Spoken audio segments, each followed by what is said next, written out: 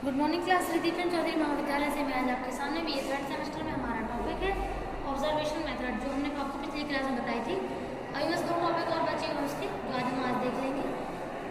प्रेक्षण विधि के गुण और प्रेक्षण विधि के दोष। ठीक है, तो पहले हम देखते हैं गुण, यानी कि ऑब्जर्वेशन मेथड के फायदे कौन कौन से हैं।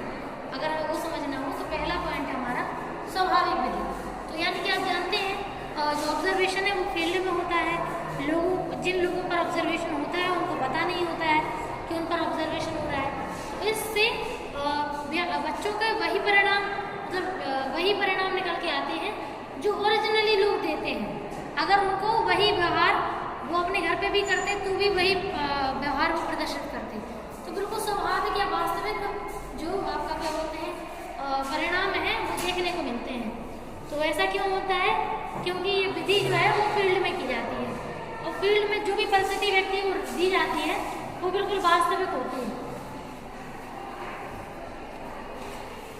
ऐसा उसे लगता है कि परिस्थिति वास्तविक है, ठीक है, लेकिन परिस्थिति जो है वो क्रिएट की जाती है। क्यों? क्योंकि और उनको ऐसा लगता है कि वास्तविक है। तो जब परिस्थिति को वास्तविक समझेंगे तो परिणाम भी स्वाभाविक आएंगे, उनके व्यवहार भी स्वाभाविक आएगा। तो ये सबसे बेस्ट विधि स्वाभाविक विधि के नाम से जानी जाती है। नेक्स्ट है वास्तविक विवरण।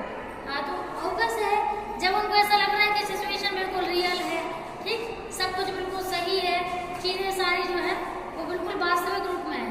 जब वास्तविक रूप में वो समझ रहे हैं तो बिल्कुल वास्तविक रूप से ही वो अपने आप को समझते हैं, और उसी हिसाब से वो सिचुएशन को क्या बोलते हैं एनालिसिस करते हैं, और फिर अपना स्वाभाविक जो है वो व्यवहार का परिणाम देते हैं। नेक्स्ट है वस्तुनिष्ठ विधि।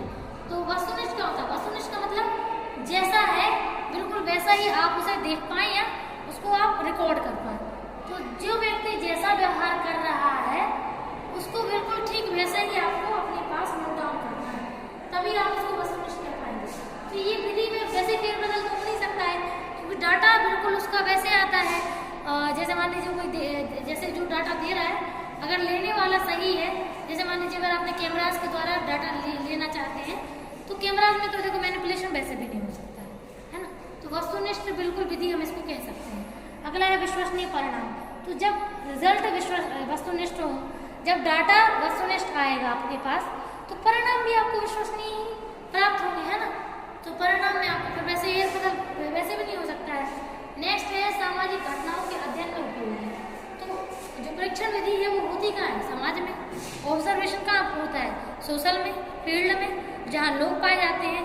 तो जब लोगों की पूरी भीड़ होती है वहाँ पर जब हम लोग ऑब्जर्वेशन मेथड का प्रयोग करते हैं तो टोटल सामाजिक घटनाओं पे ही हो जाता है एक तरीके से, ठीक। और लास्ट है कारण और प्रभाव, यानी कि जब हम ऑब्जर्वेशन मेथड करते हैं तो कारण तो हमने दिया ही हुआ होता है, ठीक, और उसका प्रभाव हम तुरंत वहीं के वहीं चेक कर सकते हैं, ठीक। वहीं पर जो प्रभाव होता है वो हमें देखने को मिल जाता है। अब है प्रेक्षण विधि के दोष, यानी कि प्रेक्षण विधि कहाँ मात खा जाती है, यानी कहाँ कमी के रूप में गिनी जाती है।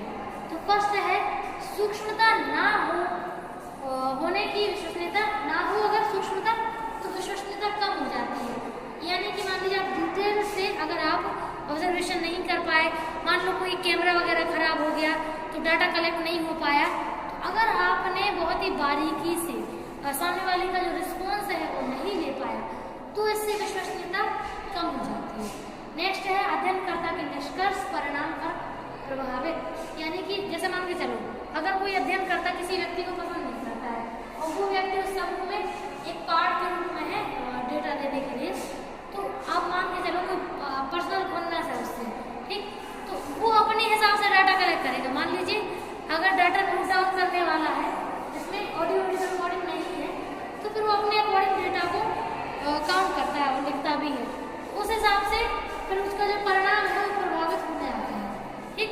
नेक्स्ट है विभिन्न प्रेक्षण।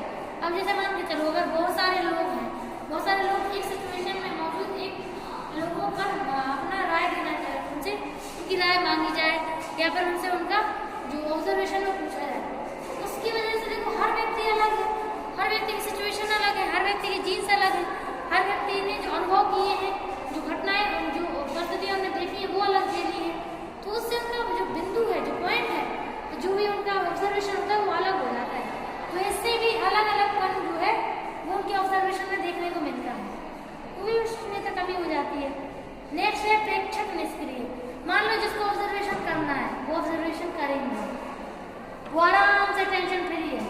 जब वो ऑब्जर्वेशन करेगा नहीं, निष्क्रिय होगा, तो विश्वसनीयता कैसे मिल जाएगी बताओ? तो विश्वसनीयता भी तो कम होगी ना। मान लो वो नई ढंग से ऑब्जर्वेशन कर रहा है और वो सारे रिस्पॉन्सेस को सुन नहीं लेते, तो जितना कम जितनी ज़्यादा निष्क्रियता होगी उतनी कम विश्वसनीयता होगी। ठीक। नेक्स्ट है अनियंत्रित होने के कारण विश्वसनीयता कम। तो जो प्रेक्षण विधि होती है, आपको तो पता ही होगा कि लोगों को मालूम नहीं होता है कि उनका प्रयोग हो रहा है, तो उन पर आप नियंत्रण नहीं कर सकते हैं, क्योंकि अगर आप नियंत्रण करेंगे तो उनको मालूम चल जाएगा। तो जब वो नियंत्रण नहीं कर पाते हैं तो जो जैसा चल रहा है उसको वैसा चलने देना होता है। ठीक। तो उसकी वजह से जो आपका क्या बोलते हैं, जो विश्वसनीयता है उसमें बहुत कमी देखने को मिल जाती है। ठीक। नेक्स्ट है आंतरिक व्यवहारों का अध्ययन नहीं। आप जानते हो जैसे हर व्यक्ति सोच क्या रहा और कर क्या रहा, दोनों फर्क होता है। सोचने वाली परिस्थिति जो आंतरिक होती है और करने वाली बाहरी होती है। मान लो वो जानबूझ के अपना ओरिजिनल बिहेवियर नहीं देना चाहता, ठीक, लेकिन आप तो ये सोच रहे हैं कि वो वास्तविक बिहेवियर स्वाभाविक आ रहा है, तो आंतरिक जो उसके अंतर्मन में चल रहा है वो उसका नहीं निकल पा रहा है, तो कहीं ना कहीं फिर दिक्कतें हो जाती हैं। ठीक। Thank you.